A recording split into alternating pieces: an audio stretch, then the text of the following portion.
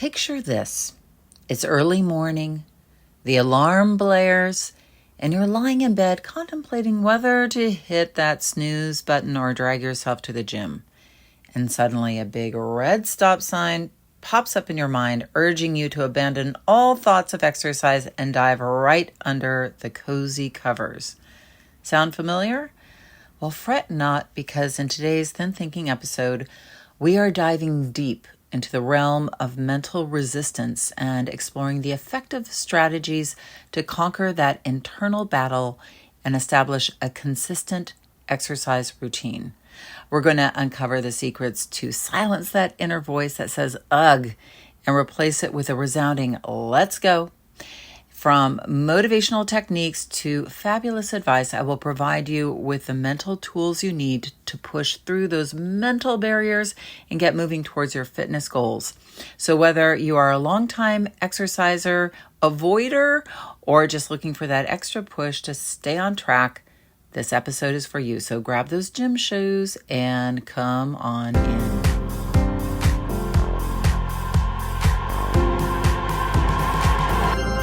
Did you know that our struggle with weight doesn't start with the food on your plate or get fixed in the gym?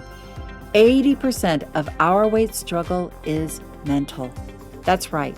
The key to unlocking long-term weight release and management begins in your mind. Hi there, I'm Rita Black. I'm a clinical hypnotherapist, weight loss expert, best-selling author, and the creator of the Shift Weight Mastery process. And not only have I helped thousands of people over the past 20 years achieve long-term weight mastery, I am also a former weight struggler, carb addict, and binge eater. And after 2 decades of failed diets and fad weight loss programs, I lost 40 pounds with the help of hypnosis. Not only did I release all that weight, I have kept it off for 25 years. Enter the Thin Thinking podcast, where you too will learn how to remove the mental roadblocks that keep you struggling. I'll give you the thin thinking tools, skills, and insights to help you develop the mindset you need, not only to achieve your ideal weight, but to stay there long term and live your best life. Sound good? Let's get started. Hello. Come on in and get cozy. Although this episode may make you want to go out for a walk or get to the gym, you can be cozy for now. Welcome, and I'm just sending out love to our Thin Thinking community this week. I have been hearing from you guys, which is great. I always love to hear your ideas and challenges that you're up against, and asking me for help or advice. And I've been hearing from you. And a lot of you are wanting to really look at the resistance that comes up around exercise. And I was going to pull together a podcast, and then I realized that I already had a podcast on exercise resistance. Isn't that amazing? So I went into the archives, and when I say that, you imagine the dusty, library, all the dust, in the old archives in the back. At least I do when somebody says, oh, I'm going to go into the archives and pull something out. But no, I just went into the digital archives. And so we're going to dive into this episode, and you'll get a little giggle and a snicker from it, because it was just as we were coming out of the COVID, the world of COVID. So a little blast from the past. Now, before we dive in, I just want to let you know that we are doing a free masterclass called How to Stop the Start Over Tomorrow Weight Struggle Cycle and Begin Releasing Weight for Good. You can either find the link in the show notes, or you can head over to www.shiftweightmastery.com/free. That's www.shiftweightmastery.com/free, and sign up. And it's free, it's easy. You can access it from your tablet, your phone, your desktop. And we are going to get into the subconscious resistance, speaking of resistance, that takes us back into that, we all can get traction releasing weight, but what is that getting in the way of our being consistent. And this is what we really dive into in the Masterclass, so you can break through that and continue on your weight release journey so that you can have some success. We also do a weight release hypnosis in this Masterclass. So check it out. Like I said, in the show notes, the link is there. And now let's get into this week's episode. If you haven't exercised for a while, getting moving again can be a challenge. So I want to talk to you guys about that. If you are finding yourself stuck, wanting to get moving, or maybe you're doing some exercise, but it's not so consistent, I wanted to spend today just giving you some thin thinking tips and tricks to get yourself moving again and exercising more consistently and really communicating more powerfully with yourself in the area of exercise. Here is the thing about weight mastery and exercise with regards to research and people who have taken weight off and kept it off permanently. If you look at studies of people who have been consistently keeping their weight off long term, in these studies, these people are exercising 5 to 6 days a week, to not to take the weight off, but to maintain their weight. And there's many, many reasons for this. One of them being that as you release weight, obviously you become smaller. So the amount of calories that you're burning on a daily basis decreases as you become, smaller, thinner, less, as you weigh less. And so in order to match that, as far as energy is concerned, is in order to, be able to eat in a way that you like and love, many people then start to leverage the power of exercise to create more energy burn on a daily basis. Also, studies are showing now, and I don't know if you read these studies like from a while ago with The Biggest Loser, with these people who have had these really big weight releases, that if you compare somebody who, let's say, is 150 pounds, 5'7", and has never had a weight struggle, compared with somebody who was once 200 pounds and then has lost weight and now is 150 pounds and 5'7", chances are that person who has been on that weight loss journey, their metabolism is going to be lower than the person who never struggled with their weight at the same weight, if that makes sense to you. So this is why people who have taken weight off, and a lot of that, the reason for that, I think these studies get into, it's genetics, it's just what the body does in compensation. And I don't think they have all the answers for that, but they're just seeing this more and more. And I don't know if this is the first time you've listened to me, but I am somebody who tracks people's metabolisms. If they're a client of mine, they come in, I have a machine that and I've watched metabolisms over weight loss journeys, and I've seen that to be true to a certain degree. So I really think that these studies, and there is a lot of evidence that these people who are keeping weight off long term have really made it a part of their lifestyle to exercise almost every day on a daily basis. Now, there's many values other than just weight management that exercise brings that does play into long-term permanent weight management. Exercise absolutely regulates your hormones, helps you build neurotransmitters like serotonin, oxytocin that really help you feel good so that you're managing stress a lot better. And a lot of us who struggle with weight are stress eaters. So obviously that's going to be a bonus.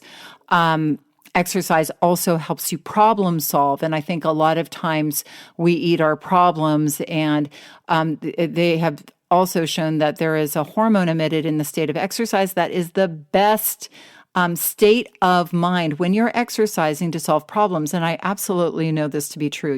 I will get on a treadmill or the elliptical or a bike, and I will go to a spin class. And I will say, okay, what's the problem I'm going to solve during the spin class? Now I can be listening to the instructor or on a bike, listening to the instructor and spinning my heart out, but my subconscious mind can also solve problems at the same time, and I'll get epiphanies. And maybe you've had this experience when you've gone out walking or running or even walking on the beach. These epiphanies come to you when you're exercising. So I think it's a really great state to problem solve in. And again, I think that leads to weight maintenance and management, because instead of eating your problems, you are exercising them instead. Now, here's the thing. If you're in the beginning of a long-term permanent weight mastery journey, do you need to be exercising from the get-go? No. I think a lot of people put a lot of pressure on themselves when they start losing weight. When we get into that, I'm going on a diet, so that means I have to exercise a lot.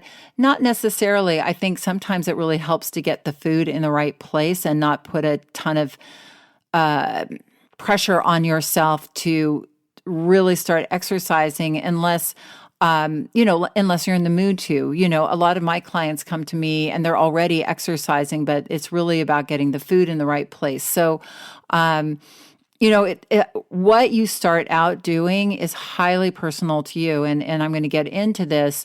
I don't want you to feel like you have to be working out 5 to 6 days a week when you get started. I just wanted to let you know that the reason, you want to start to think about moving your body and exercising. And exercise doesn't even need to be like going to the gym and working out. It could be just moving and being active and getting your body,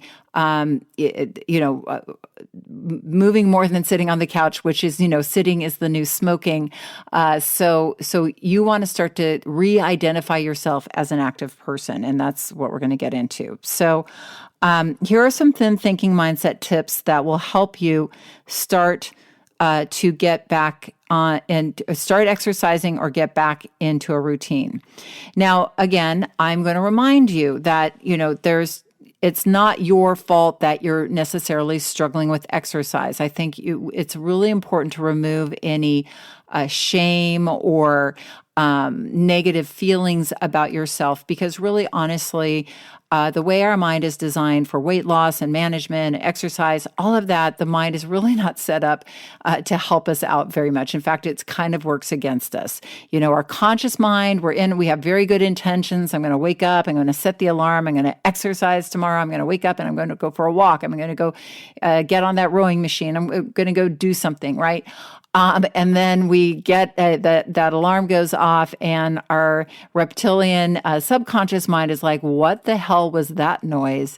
I'm shutting that thing down and going back to sleep, because, our mind wants things to stay just as they are. And when you're warm and cozy in bed in the morning, that reptilian brain, does it want to move and exert itself? Hell no. So, and that's a very powerful force working against you. So we really have to learn how to get our whole mind working with us in order to get moving. Now, another problem that is on our way is in our subconscious mind, we have negative identities of ourselves as couch potatoes, lazy, I'm a pig. We have these negative labels and self-identities of ourselves as a sedentary person. That really works against us. So I want you to understand that labeling yourself, I can't tell you how many people have told me that they're a lazy pig, they're lazy, they're a couch potato, there's a lot of descriptions that are not very kind that people like to label themselves. Their little inner critic inside wants to let them know, yes, you are a couch potato and you will not amount to very much because you are lazy and you're unproductive and you're a slovenly pig, right? Very kind, right? We just love that inner critic. And also, we have a belief system that's set up to look at exercise like it's hard. Oh, exercise, exertion. I don't like to sweat. Um, I have back pain. I have achy joints. I don't want people looking at me at the gym. I've heard that year after year after year. And I understand that because I avoided the gym because I didn't want people to see me when I was 40 pounds heavier working out. I felt very embarrassed about that. Somebody told me something once about that was so great. And I'm going to share that with you now. Is that, well, at least here in California, and I think this is true of most places, that people are really into themselves at the gym. They've got their own paranoia. They have got their own issues with themselves. And, people here in California, in Los Angeles especially, let's face it, they're all super into themselves. So they might, I got over it because I was like, I looked around the gym and I was like, if these people look at me, they're probably going to spend maybe 25 seconds thinking about me. Oh, there's that big girl in the t-shirt. And then they're going to be back thinking about themselves again. Oh, don't I look great in the mirror? So I really realized that people really don't spend that much time thinking about you. I know it's hard to take that in. It's hard like that people pretty much could care less about you. They're all in their own drama and their own concerns. But it's very freeing once you kind of get over that because it's like, well, they don't care about me, so I can wear whatever I want and I can do whatever I want. And I highly recommend you start to take that attitude. Like, yeah, they really don't care about you. So what are you worried about? Even if you're walking along the road, they might think about you. Oh, there's that lady in the pink sweatsuit. Wow. Okay, great. Now I'm back to my own drama and my own day. So, you're not that important in people's minds, except maybe your loved ones. So don't worry about what people think of you. What they're thinking about you is really none of your business. What you think about yourself is all your business. And you should think some better thoughts. And we're going to get into that. Okay. And then habit, sleeping in. That's a habit. Coming home and pouring a glass of wine and sitting on the couch. That's a habit. We get into these habits that are patterns that then just get parked in our subconscious mind. Our mind thinks this works just great for me. Don't rock the boat. Don't get, in my face here. Just leave me alone and let me just repeat this pattern over and over and over again, even if it's causing you to gain weight and feel unhealthy and feel like a couch potato. Okay. So let's start at identity because our identity is at the root of all transformation. I know that a lot of people don't think about our identity so much, but you have a lot of different identities in your mind. You might be wherever you live, that's an identity. I'm a Californian, I'm a Southern Californian, I'm a Los Angelian. So those are all different identities. I even live in this area. I'm between Koreatown and in this place called Larchmont Village in Los Angeles. And so it's a beautiful little historic because, it's one of the older areas of Los Angeles. And I bought my house the year of the earthquake and the riots, like after the LA riots in the 90s. And this area is like changed and transformed, and a lot of people come and poured a lot of love into my area. I love where I live, but so I'm also a member of this community. And I've been here a very long time, and I've really given a lot to the community. So I am, we live in this place called St. Andrews Square. So I'm a St. Andrews person. I'm a Larchmont person. I'm a Koreatown person. I work in the Wilshire area. I'm a Wilshire person. So I have a lot of identities that way. I'm a mom. I'm a businesswoman. I'm a hypnotherapist. I'm a weight master. I'm a weight apprentice. I'm a wife. I'm an advocate for girls. I am, the mother of somebody going to Berkeley, like that. Those are all identities, and you probably have hundreds of identities. And if you've struggled with exercise, that's an identity. Is that I don't like exercise, or I'm a couch potato, or I'm lazy. That when it comes to exercise, that is an identity. I am, I don't like to sweat. That becomes a bit of an identity in your mind. And I can totally relate because I used to see myself as a couch potato. So one thing that we can start to do is transform our identity. And that is something that you just choose in a moment. It's not something that you have to prove to yourself. You can transform your identity just by saying so and starting to think of yourself differently. Like if you ever got married and you said, I do, all of a sudden you're a spouse instead of a single person, right? And you're not trying not to be single. You're now adapting to this new identity of being a wife or a husband or if you were a student and then you went into your profession, now all of a sudden you are a teacher or you're a nurse or you're a lawyer or you're a manager or you step into an identity and you begin to live into it. So the idea that I would have for you to start to step into is I'm moving in the direction of being an exerciser. Like you don't have to say, I am an exerciser, because your mind probably won't accept that, because your mind will say, well, that's not true. But you can say, I'm an apprentice of exercise. I'm a beginning exerciser. I'm a novice exerciser. I am a novice fitness person. I'm a new fitness advocate. You can find a title that fits for you. Play around. You're smart. But what you're doing is opening up a little door in your brain, and it's not even a door, it's a little space. Like you want to think of it as your exercise room that you're creating in your brain. And you're giving that a label, like saying, okay, I'm stepping into being an apprentice of exercise. That means like I'm starting.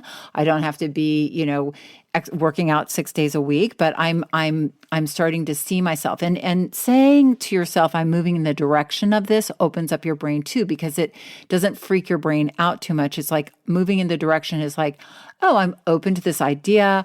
I'm getting started. It's not scary, like have to do it this second, but it starts to plant a seed in your brain and it will grow. Okay. Now, let's talk about this belief of exercise sucks and it's hard and all of that stuff. When you have not been exercising or moving your body too much, the idea of moving your body probably isn't going to seem that pleasant. And I find a lot of times with people, we frame it to ourselves so negatively that who would want to exercise, right? Like we think of sweating, we think of like putting on the clothes, we think of waking up early and it's cold and putting the clothes on in the cold, or waking up and driving to the gym, or going out in the outside where it's cold or it's hot, or like what we focus on. You create what you focus on. So usually what I find that people focus on with exercise totally turns their brain off to the idea of exercise. So maybe you can think about like how you have been thinking about exercise and ask yourself, is the way I'm framing it to myself inviting, or is it discouraging? There are 3 parts to exercise. And, if you want to look at the 3 aspects of exercise, there's the time that you spend getting ready to go and exercise, meaning putting on some exercise clothes, maybe, getting your home gym set up, or maybe going outside or driving to a place to like a gym or a track to work out. But I think that, so that is one part, is like the getting ready part. The second part is the actual exercising itself, when you're actually physically exercising. And again, if you think about that, you might think of overexerting yourself on a treadmill or out walking, and you might think about aches and pains and the gym. So next, after we think about the pre-exercise part, a lot of times where we will focus is on the exercise part, like the actual physical movement. Now, if we haven't been moving for a while, we might have these negative fantasies of ourselves, like really being physically uncomfortable during an exercise class, or sweating profusely, or having aches and pains, or being out of breath, or having our heart beating too fast, right? So we might have negative fantasies or negative hallucinations about the actual physical part of physical exertion, so that might be, or you might have a memory of, walking the last time, and maybe you had arthritis or something, and it was really hurting you, and so your mind will focus on that, or like I said, the beginning part of the exercise, like trying to get going. So the last part of the exercise scenario is usually where people aren't going to focus, which is on how awesome you feel at the end of your exercise session. How wonderful it feels to have moved your body, to have connected your mind and body. And I mean, to be honest with you, once you start moving, the actual moving part of exercise, once you get a positive memory of it going, that is going to pull you into exercise, because there is nothing like your brain and body working together in unison for a feeling of empowerment. And exercise is one of those things that instantly brings you confidence about yourself, confidence about your physicality.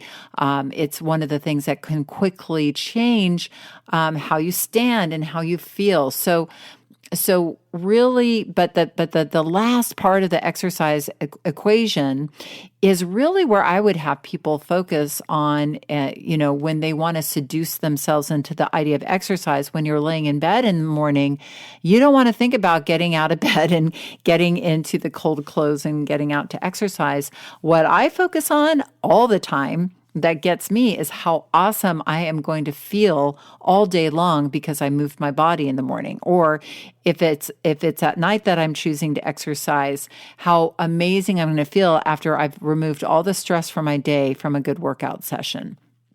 So focusing on that end point changes.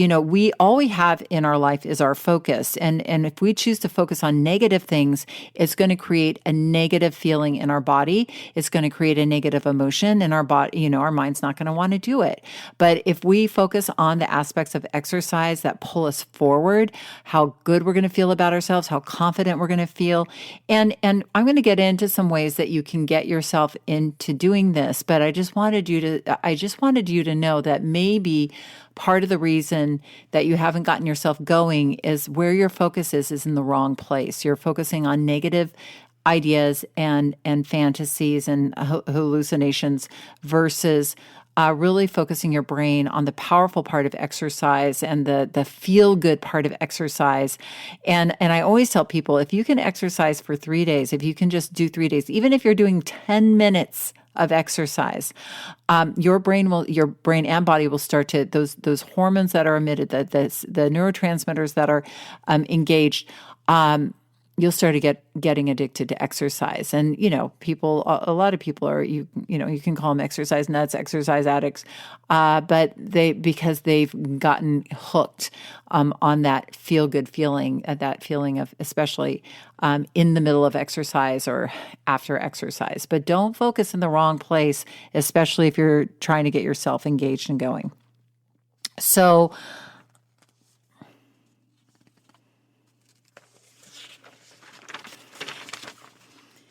now let's talk about the habit, starting a habit of exercise. One thing I have found, and again, I have a lot of experiences with working with people because, like I said, I've been doing what I do and helping people with managing their weight for 20 years. That's a lot of people, folks. And I've seen a lot of people on the beginning of their weight release journeys. And something that a lot of people will do is when they have not been exercising, what they will do is they will say, well, I'm going to start exercising. And then they'll have really huge expectations of what they need to do in order to get going. Like, so somebody might, I will, be in a conversation with somebody and say, okay, how much are you planning to start out? And, like, what's your exercise goals? Well, I thought I'd start out 5 days a week, about an hour a day. And I'm like, okay. And when was the last time that you had an exercise routine going? Oh, I have not had a exercise routine for 7 years. Okay.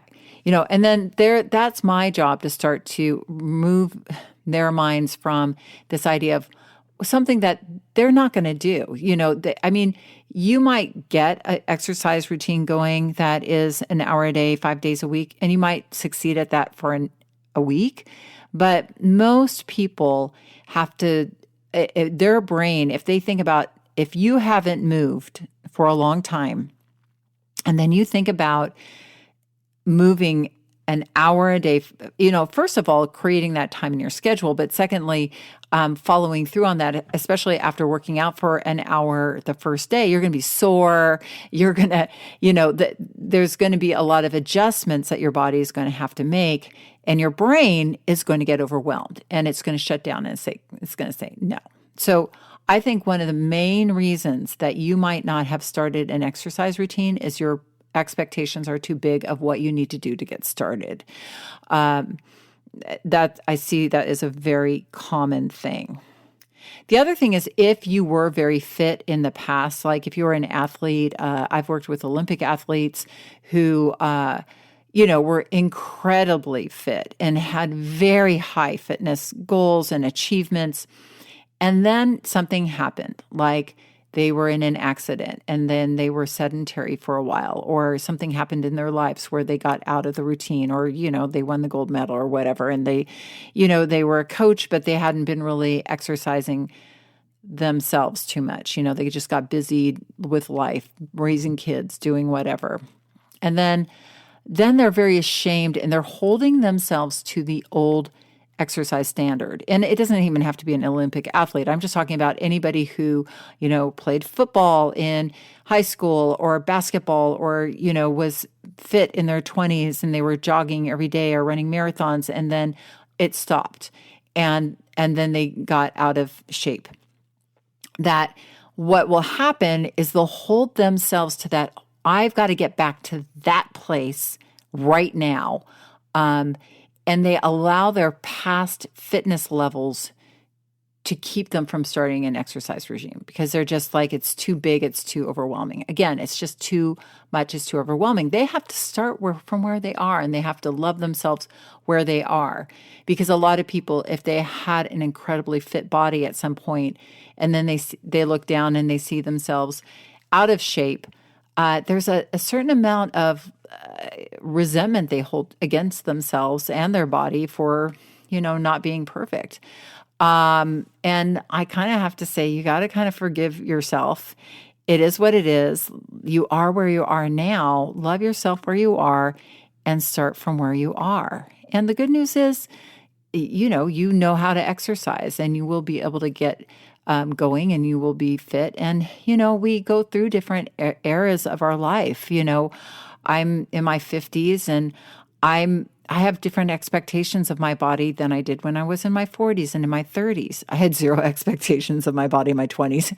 No, I'm kidding. But, I was, struggling so much with my weight. And I remember going to exercise classes and leaving the exercise class halfway through the class. I was like, I'm just going to leave, and I'll come back later, and I'll do the full class tomorrow. I never did. I got so in the habit of leaving exercise classes early. I don't know what was up with that. But anyway, that was my struggle story. But, so don't forgive yourself for where you're at. Love yourself for where you're at, and get going for where you're at. Wherever you're at is fine. And I assure you that once you start going, then you will build on that. So start with something. There's a power in doing what you say you're going to do, even if it's a little bit. I've had people so resistant to exercise. I said, all you need to do the first time is go to the gym and get on the treadmill. You don't even need to turn it on and then leave the gym. Just get into the gym and just turn on the treadmill, and that you can call exercise. Or just go to the end of the block, and walk back. And we will call that exercise for the first week. You can do that every day for 5 days, And I had this hospice nurse who had diabetes, and she really needed to lose 50 pounds. And she really needed to start exercising just to help with her blood sugar levels. And she literally was so out of shape. That was what she did. She literally walked down to the end of the block and back for maybe for the first week and a half. And then she started going around the block. But what happened was she started a habit of every night after dinner, she just would go down and go to the end of the block and come back. And she called that her exercise. And that built so that by the end of the summer, she was walking a mile. And then, we live in California. She was still walking outside in the winter time. Her husband started going with her. And she released 50 pounds, but it started building. I have someone in our community now who just started 10 minutes a day. And then now she's doing an hour and 15 minutes, 5 days a week, but it started by saying, I'm just going to do 10 minutes. You do 10 minutes. You start to move your body starts to get used to it. You start to get the benefits of the feel-good hormones, and you do what you say you're going to do, and you build that confidence. So start little and build rather than starting with these big, huge expectations. The other thing that might be getting in your way is you're trying for the wrong time of the day. I hear this again too. Oh, I'm going to wake up at 3 o'clock in the morning because you wake up at 5 o'clock to get and fight traffic and get to work. And, sometimes I'm a really big believer in the path of least resistance, right? So it would be really awesome if we could all wake up at 3 a.m. in the morning. Some people do it. I am not one of those people. But if you are, all the power to you. But it could be that you're just setting yourself up for failure because you're setting up really unrealistic expectations of when. Some people, the opposite would be true, that the afternoon they get home and they're just too tired from their day, and maybe the morning is going to be better for them. So you need to find the right time. Sometimes lunchtime works out being the best time of day.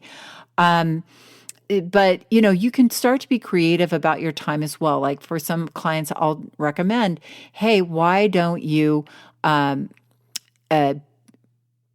break it into 3, 3 10-minute sessions, 3, walk around the block a couple of times or jog or, do your thing in the morning for about 10 minutes, 10 to 15 minutes at lunchtime, and, 10 to 15 minutes when you get home, just to get started and get going. And then maybe you can build from there once you get going. And many people find that this, that's over a half hour of movement, and that burns calories, that gets them going, gets them, feeling that they're moving in the right direction. So start to think about the time, and maybe think, if you haven't been waking up and you said you were going to be waking up, instead of beating yourself up about it and saying, I'm lazy because I'm not waking up in the morning, say, well, maybe I need to find a different time. I will go to the gym at 10 o'clock at night sometimes. And it's because I've had a long day. I got home late. I ate dinner, at 7. I digest, and I, maybe get a little work done, or I hang out with my husband, and then I'm like, I'm off to the gym. And sometimes he'll come with me.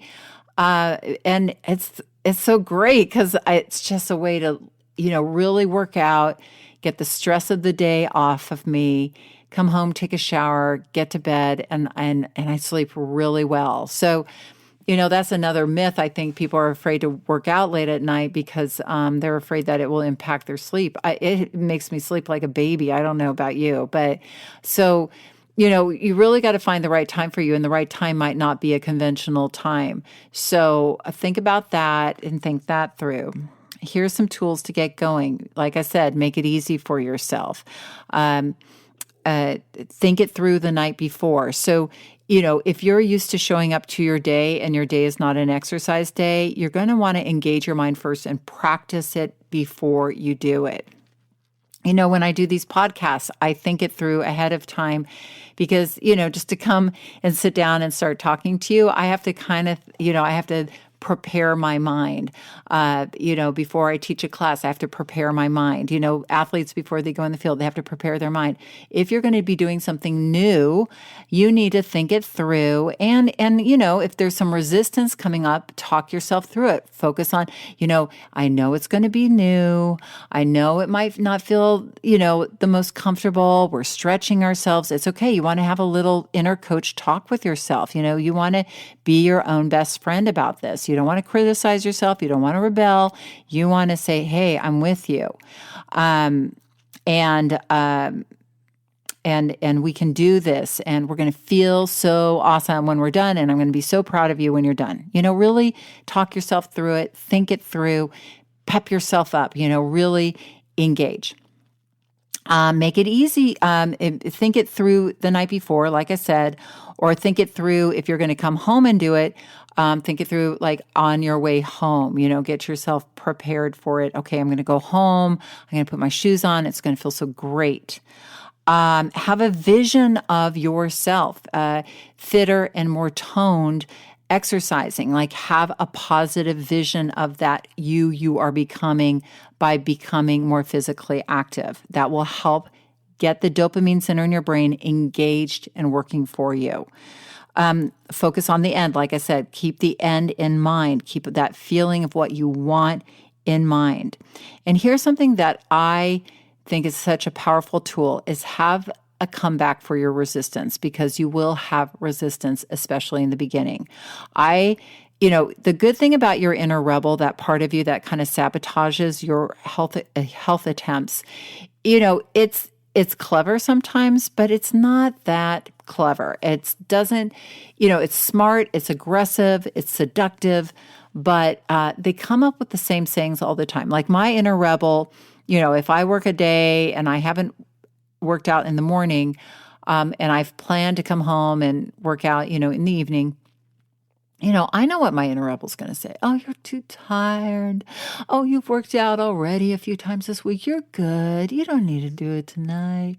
But not that creative.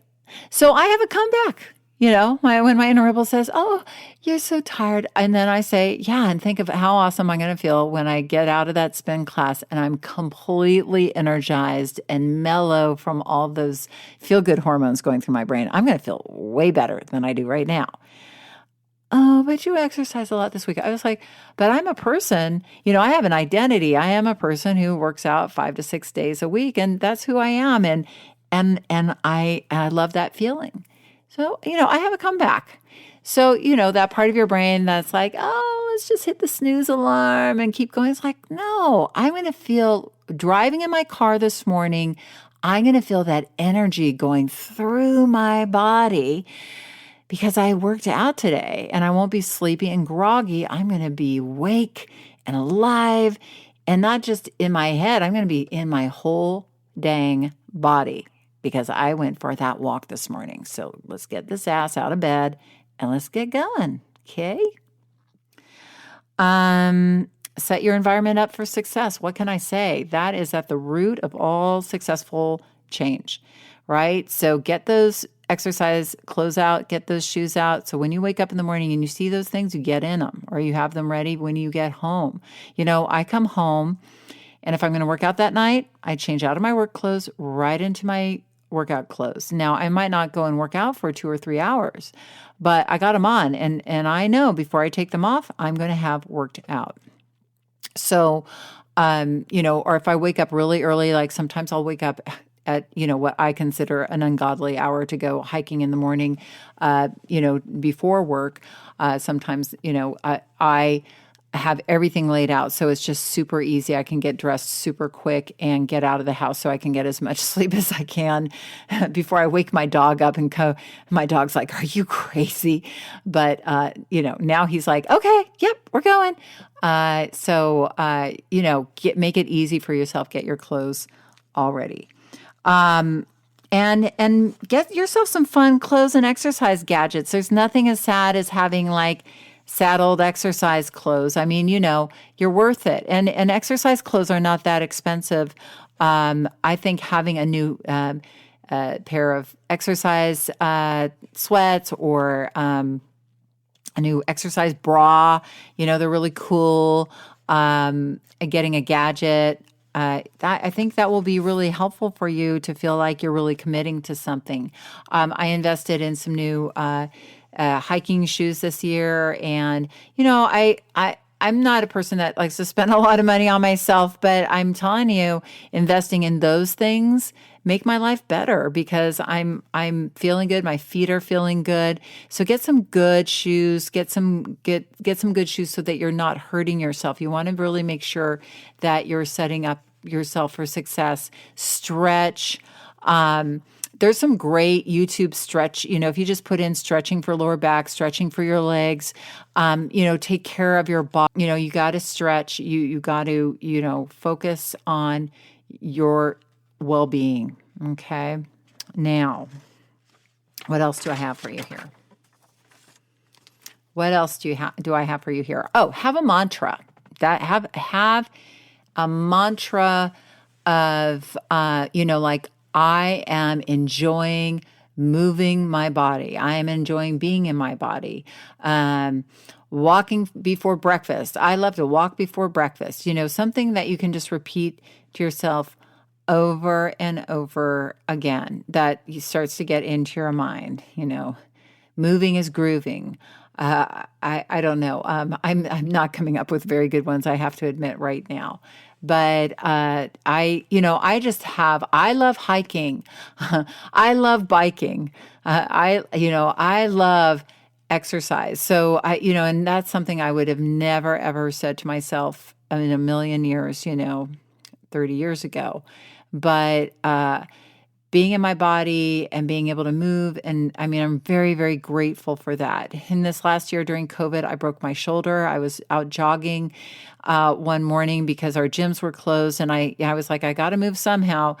And I bit the dust and I slipped on the wet pavement. I was trying to move out of the way for this older woman who was on the sidewalk. So I was going into the street. I went on a driveway and my feet slipped out from under me. I literally, it was like a slow motion movie. I saw the pavement coming. I was like, oh, holy crap, this is going to be bad. And sure enough, I, fell flat on my face and my shoulder was broken. And it took 3 months of physical therapy to get it back. And it's mobile now. I worked very, very hard to get mobility back really quickly. I was able to continue to hike. So I was grateful to be able to continue to move. But, you don't, when you have your body and you have it working for you, it's such a blessing. You don't even, we take our bodies for granted. So give your body love, move it, stretch it so that you have that mobility, so that it's serving you throughout your life, and you are being best friends with your body. And so I'm so grateful for my body and all. I was in this was the year of accidents. I was also in a biking accident this year. And again, you're like, Rita, well, why would I want to exercise? It sounds like you would, but no, it was a silly accident. It shouldn't have happened. But, I was fine. It worked out, but protect yourself, if you're going to go out biking, wear a helmet. I'm very careful with those things. So I even though I fell and I broke my shoulder, that was not good. But when I fell, when I was protected, so it wasn't that bad. I just, had some bruising and stuff like that. So, but take care of your body, and your body is your best friend. Get a buddy, support, walk.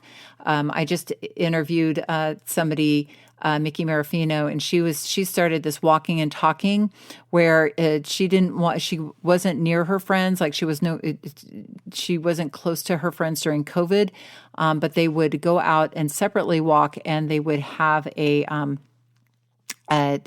had like a, oh my gosh, she had her phone, and they would just be on the phone with her headset, and they would be talking while they were walking as if they were walking together, which I thought was such a great idea. So don't say, well, I don't have anybody who will walk with me. Maybe you just have somebody who will talk with you while you walk, or will walk and talk with you. Or get an exercise buddy. I know I've had such great exercise partners, and, it really builds our relationship to meet every week. And you kind of get into this deep state when you're walking with somebody or hiking with somebody where you talk about everything under the sun. It's such a great thing. It's kind of like therapy. So get an exercise buddy. It changes your life. You can check out Facebook groups for people in groups in your area. Be safe with that. But I know that there are areas here in California where there are walking groups and hiking groups and stuff like that. Not so much during COVID, but now that we're coming out of COVID, I think we'll see a lot more of that again too. Break it up. Like I said, 10 minutes, 10 minutes, 10 minutes. If you want to do stuff like put your weights by your tea kettle, that's what I do. I lift weights while I'm waiting for my water to boil, just to get it in little bits. It doesn't have to be these big, huge workouts. So also you can do some exercise while you watch TV at night. You can do your stretching at that time. That's what I do. You can lift weights then, or I like to do my standing up exercises and my like sit-ups and stuff like that while I'm watching TV, because I'm not eating. If you're not eating when you're exercise, well, that's not true. Some people can do both, but you know what I'm saying, and I'm being funny. So, or dance, turn on music and just dance around your kitchen. I've done that many times too. I'll get up in the middle of a work day and, yell out a Bruce Springsteen song or a classic rock song and dance around and for 5 to 10 minutes, get my heart rate up, and then I'll get back to work. And even just doing enough of those a day, that's a workout. So you can start just moving your body. All right. Well, I hope that podcast served you from the archives. I'm still dusting myself off. But no, I hope you found that current and inspiring and are ready to go. Move now and get out there and enjoy the summer in using your body and connecting your body and your mind powerfully. And remember, if you want to grab and spend, a good amount of time, a nice hour and a half, showing up for yourself and learning how to use your mind effectively in the area of self-care, weight release, and enjoying a weight release hypnosis session, check out the show notes for the Masterclass and how to stop the start over tomorrow weight struggle cycle and begin releasing weight for good. It's free. It's a great masterclass with lots of good information. And then also you could go to www.shiftweightmastery.com/free as well to sign up. Have a great week.